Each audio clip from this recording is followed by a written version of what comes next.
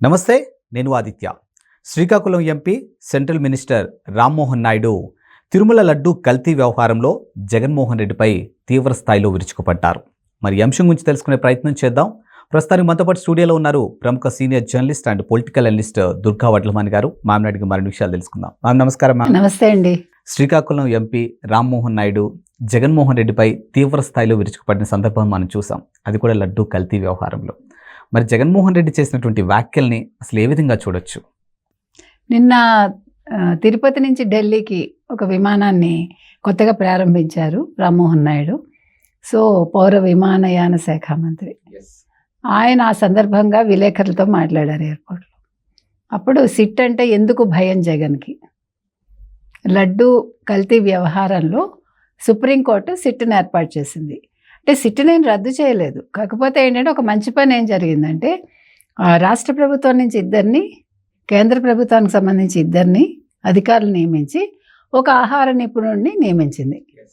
So ఇది మంచిదే కదా. ఇప్పుడు చంద్రబాబు నాయుడు ఏకపక్షంగా వ్యవహరించారు అని ఎవరు అనడానికి వీలు లేకుండా ఓన్లీ సిట్ అనుకోండి, రాష్ట్ర ప్రభుత్వానికి సంబంధించింది కాబట్టి దానివల్ల నష్టం జరగచ్చు.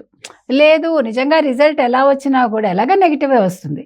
వచ్చినప్పుడు అగో చూసావా చంద్రబాబు నాయుడు మేనేజ్ చేశారు అనడానికి వీలు లేకుండా, చంద్రబాబు నాయుడు గారికి ఒక మరక అంటకుండా సిట్ అనేది వచ్చింది వాళ్ళ. అది కూడా సిబిఐ అధికారి పర్యవేక్షణలో. మరి వీళ్ళు సిబిఐ అధికారి కావాలన్నారు కదా, సిబిఐ విచారణ కావాలని అన్నారు కదా. అంటే గట్టిగానే లేదు వైసీపీ వాళ్ళు, ఊరికే ఓ మాట అలా అంటూ ఉన్నారు మధ్య మధ్యలో. But they didn't expect that. వాళ్ళు ఊహించని విధంగా నిన్న సుప్రీంకోర్టు తీర్పు ఎప్పుడైతే వెలువడిందో, నిన్న వైవి సుబ్బారెడ్డిని ఎప్పుడైతే కోర్టు మామూలుగా తలంటలేదు, శుభ్రంగా తలంటింది, దాంతో ఆ విషయాలు పక్కకు పెట్టి సుప్రీంకోర్టు చంద్రబాబు నాయుడిని తిట్టిందంటున్నాడు. వక్ర భాష్యాలు ఎవరు చెప్తున్నారు ఇక్కడ? జగన్మోహన్ రెడ్డి చెప్తున్నాడు. సో దాని మీద రామ్మోహన్ నాయుడు ప్రశ్నిస్తున్నాడు, మీకు సిట్ అంటే ఎందుకు అంత భయం, నిజాలు బయటకు వస్తాయంటే ఎందుకు ఉలిక్కిపడుతున్నారు అని రామ్మోహన్ నాయుడు అడిగాడు. అంతేకాకుండా ఒంగోలు, తర్వాత నెల్లూరు, ఒంగోలు, పుట్టపర్తిల్లో కూడా విమానయాన సర్వీసులు ప్రారంభించనున్నారు. ఈ సందర్భంగా ఆయన మాట్లాడుతూ ఇప్పటివరకు దేశంలో 75 విమానయాన సంస్థలు ఉన్నాయని, అంటే ఎయిర్పోర్ట్స్, ఇప్పుడు నరేంద్ర మోదీ వచ్చాక 156కి పెరిగాయని చెప్పారు. ఈ సందర్భంగా మాట్లాడుతూ జగన్మోహన్ రెడ్డి సిట్టును ఆహ్వానిస్తారని, స్వాగతిస్తారని మేము అనుకున్నాము, కానీ సిట్టు లేదు బిట్టు లేదు అన్నాడు ఆయన. అదేంటో మనకు అర్థం కావట్లేదు అన్నారు. ఇక్కడ జగన్మోహన్ రెడ్డి చేసిన వ్యాఖ్యలు ఒక్కసారి మనం చదివాక దాని మీద వ్యాఖ్యానిద్దాం. ఆయన ఏమంటున్నాడంటే, ఏదో జరిగిందని వీళ్ళందరూ ఏదో చూపించే ప్రయత్నం చేస్తున్నారు, దానికి ఆధారాలు చూపిస్తున్నారు. అయినా ఎవరైనా వచ్చి కొత్తగా, అంటే సిబిఐ సిట్టు వచ్చి కొత్తగా ఇంకా ఏమి చెప్తారు?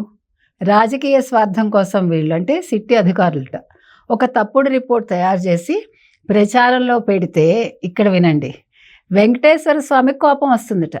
ఓకే, అంటే మీరు నిజాలు బయటకు తీసి బయటకు చెప్తే, ప్రజలకు చెప్తే మీరు, వెంకటేశ్వర స్వామికి కోపం వస్తుంది.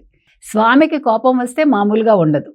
అయితే ఆయన తన కోపాన్ని చంద్రబాబు, కూటమి నేతలు, ఆయనను సమర్థిస్తూ మాట్లాడే వారిపైన, అబద్ధాలను రెక్కలు కట్టుకొని ప్రచారం చేస్తున్న వారిపైన మాత్రమే చూపించాలి అని జగన్మోహన్ రెడ్డి అంటున్నాడు. అంటే మీకేమర్థమైంది? సో లడ్డు కల్తీ చేసిన వాళ్ళ మీద కోపం రాదు, కానీ చూపించక ఆయన వెంకటేశ్వర స్వామికి చెప్తున్నాడు. మీకు అది అర్థం కావట్లా. వెంకటేశ్వర స్వామి గారు, మీరు ఈ లడ్డు కల్తీ విషయంలో మొత్తం రిపోర్ట్స్ బయటకు వచ్చాక, రిపోర్ట్స్ ఎవరైతే బయట పెట్టారో వాళ్ళ మీదే చూపించండి మీ కోపాన్ని, తప్పు చేసిన వాళ్ళ మీద చూపించకండి. చంద్రబాబు నాయుడు మీద, కూటమి నేతలపైన, తర్వాత దీన్ని స్వాగతించిన వాళ్ళపైన, తర్వాత ఈ రిపోర్ట్ ఎవరైతే తయారు చేశారో వాళ్ళపైన, ఇట్లా మొత్తం అందరి మీద మీ కోపాన్ని చూపించండి అని హీఈస్ డిమాండింగ్ వెంకటేశ్వర స్వామి. వెంకటేశ్వర స్వామికి ఈయన సూచన చేస్తున్నాడు. మీకు అర్థమైందా? ప్రపంచంలో ఎప్పుడైనా ఇలాంటి వింత విన్నారా?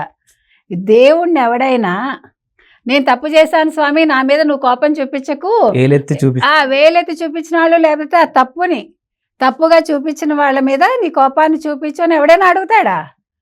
అంటే జగన్మోహన్ రెడ్డికి చీలమండల్లో కాదు కదా, ఇంకెక్కడికి వెళ్ళిందో మెదడు మనకు తెలియదు. అసలు ఇవాళ నవ్వాలా ఎడాలి, సిట్టు లేదు బిట్టు లేదుట. అంటే సిట్ అంటే నీకు ఎందుకంత, అంటే సిబిఐ అధికారుల్ని ఆయన కేవలంగా మాట్లాడుతున్నాడు, సిట్టు వాళ్ళని కేవలంగా మాట్లాడుతున్నాడు. అధికారులు అంటేనే ఆయనకి ఒంటికి కారం రాసుకున్నట్టు ఉంటుంది. ఇక్కడ మనకు అర్థమైంది అది. అంటే ఇప్పుడు మనకి తేటతెల్లమైంది కదా. లడ్డూలో కలిపిన నెయ్యిలో కల్తీ జరిగింది. అది ఏ కంపెనీకి ఇచ్చారో తెలుసు మనందరికీ. అది ఏఆర్ డైరీకి ఎందుకు ఇచ్చారో కూడా తెలుసు. ఏఆర్ డైరీ సప్లై చేయలేదు. అయినా సరే ఒక 3-4 చిన్న వాళ్ళకి ఇచ్చి వాళ్ళ దగ్గర నుంచి నెయ్యి తెప్పించి తక్కువకి ఆ నెయ్యిని త్రూ ఏఆర్ డైరీ పంపిణీ చేస్తున్నట్టు వాళ్ళు ప్రచారం చేసుకుని మొత్తం డొల్ల కంపెనీలన్నీ పెట్టుకుని కరుణాకర్ రెడ్డికి కావాల్సిన వాళ్ళకి ఇంకా మొత్తం తలకాయలన్నీ బయటకు వస్తాయి. ఇంకా జగన్మోహన్ రెడ్డి నిన్న ప్రెస్ మీట్ పెట్టి, లైవ్ కాదు ప్రెస్ మీట్ పెట్టి ఇట్లా మాట్లాడుతున్నాడంటే ఏమనాలి? రామ్మోహన్ నాయుడు అదే అడుగుతున్నాడు, మీరు స్వాగతిస్తారని భావించామని. నిన్న చూసారా మీరు, వెంటనే చంద్రబాబు నాయుడు గారు మేము సుప్రీంకోర్టు తీర్పుని స్వాగతిస్తున్నాము, వాళ్ళు ఏం ఆదేశాలు ఇచ్చారో ఆ ఆదేశాలను మేము స్వాగతిస్తున్నాము అన్నారు. వెంటనే లోకేష్ గారు కూడా అదే అన్నారు, వారు కూడా స్వాగతించారు. జగన్మోహన్ రెడ్డి 2ంటికి ప్రెస్ మీట్ అని డ్రాగ్ చేసి ఆయన దాన్ని స్వాగతించకుండా అసలు సిట్టు లేదు బిట్టు లేదంటూ, ఇప్పుడు సిట్టు వాళ్ళు ఏదైనా నిజంగా ఆధారాలు నిరూపించినా కూడా ఆ నిరూపించిన వాళ్ళ మీద వెంకటేశ్వర స్వామి నువ్వు కోపం చూపించు, నీ కోపాన్ని వాళ్ళ మీద చూపించని ఈయన డిమాండ్ చేస్తున్నాడు. వెంకటేశ్వర స్వామికి డిమాండ్ చేస్తున్నాడు ఈయన. అంటే ఈయన హయ్యర్ దాన్ వెంకటేశ్వర స్వామి అనుకుంటున్నాడు. ఓకే, అంటే అది వాళ్ళు చేసిన పని. వైసీపీ నేతలు ఎవరైతే ఉన్నారో మొదటి నుంచి కిమ్ముకి, మీకు తెలుసు కదా కిమ్ సంగతి, కిమ్ము వాళ్ళ నాన్న గురించే ఉంటుంది మొత్తం. వాళ్ళ రాజ్యంలో కిమ్ము వాళ్ళ నాన్న గురించే తెలుసుకోవాలి, ఇంకా బయట వాళ్ళ గురించి ఏం తెలియదు అక్కడ. అదేవిధంగా కిమ్ముని చిన్నప్పటి నుంచి నువ్వు దేవుడి అంశాన్ని పెంచారు, అతనే దేవుడు వాళ్ళకి. కాబట్టి కిమ్ అలాగే భావిస్తాడు ఈరోజు కూడా, ప్రతిదీ అతనికే చెందుతాయి. అందుకే 14 ఏళ్ళు 15 ఏళ్ల పిల్లల్ని ఎంత దారుణంగా వాడుకుంటాడంటే కిమ్ము. అసలు మీరు అవన్నీ మీరు ఆ రాజ్యం గురించి తెలుసుకున్నారంటే చాలా బాధ వస్తుంది మనకి. ఎందుకు చెప్తున్నానంటే ఒక అదృష్టం ఏంటంటే ఈ జగన్మోహన్ రెడ్డి విషయంలో అట్లీస్ట్ అమ్మాయిల జోలికి వెళ్ళాడు ఆయన. అదొక అదృష్టం, నిజంగా చెప్తున్నా, ఆంధ్రప్రదేశ్కి పట్టిన అదృష్టం అది. ఆయనకున్న పిచ్చి ఏంటంటే డబ్బు పిచ్చి, అందుకోసం అవినీతి చేస్తాడు. తర్వాత నేను దేవుడి అంశ అనుకుంటాడు. తర్వాత జగన్మోహన్ రెడ్డి అంతా అనుకుంటాడు. జగన్మోహన్ రెడ్డి ఇంకా ముఖ్యమంత్రిగా ఉన్నాడేమో అనే భ్రమలో ఉంటాడు.